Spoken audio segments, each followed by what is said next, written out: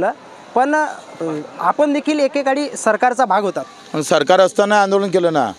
मी राज्यमंत्री असताना दिल्लीच्या आंदोलनाला स्वतः मोटरसायकलनं राजीनामा देऊन गेलो होतो, हे तुम्हाला माहीत नाही। सत्तेत असतानाच जास्त कोणी दाखल झाले माझ्यावर। सत्ता म्हणजे यांना वाऱ्यावर सोडून नाही, यांना धरून सत्ता, यांना सोडून जर सत्ता असन तर त्या सत्तेला 10 डाव लाथ मारन आम्ही।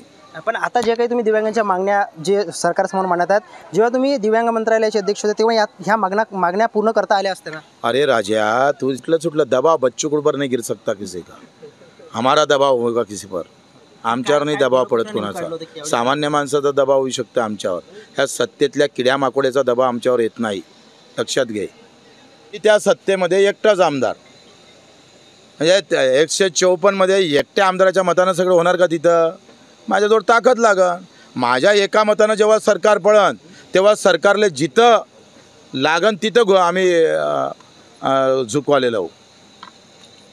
येत्या 28 तारखेला जो आंदोलनाचा आपण इशारा दिला, साधारणतः किती लोक असणार आहेत आणि कसं आंदोलन? लोकांवर आहे ना रे, काय ते काही जातीपातीचं आंदोलन आहे का? हे आहे शेतकऱ्याचं, मजुराचं। आता हे पेटन तर ना, नाही तर हे मलाच पेटवण। कसं आहे, जाती धर्माच्या नावानं पेटतात लोक, शेतकरी म्हणून कोणी येतं का रे? म्हणून तसं आम्ही प्रयत्न करतोय। 1-2 लाख जातीपाती धर्माचे भांडण 10 डाव सांगणार, पण शेतकऱ्याची लूट होतं ते एकही डाव ब्रेकिंग होत नाही। आम्ही समजून घेतलं पाहिजे, हे यांच्या हाती नाही, यांचे अर्धे चॅनल आम्ही पाहतोय। अदानी अंबानीच्या घरात गेले साल्यांच्या, तुमचे अर्धे मालक ते झाले, तुमच्या हाती राहिलं काय रे? तुमच्या हाती काय फक्त भोमलनं राहिलेलं आहे। 11% आहेत तर सगळा अमेरिकेतला कापूस गाठी आमच्या हिंदुस्थानातून पडणार, एक बातमी नाही, एक बातमी नाही। 6.5 लाख शेतकरी मरण पावला, 6.5 लाख। एवढा दंगलीतही मेला नाही आणि त्या सीमेवर पण मेला नाही। भारताच्या युद्धामध्ये जेवढे स्वातंत्र्याच्या युद्धामध्ये मेले नसतात त्याच्यापेक्षा स्वातंत्र्य झाल्यानंतर मेले, पाय घासू घासू मेले, पण परवा नाही कोणाला।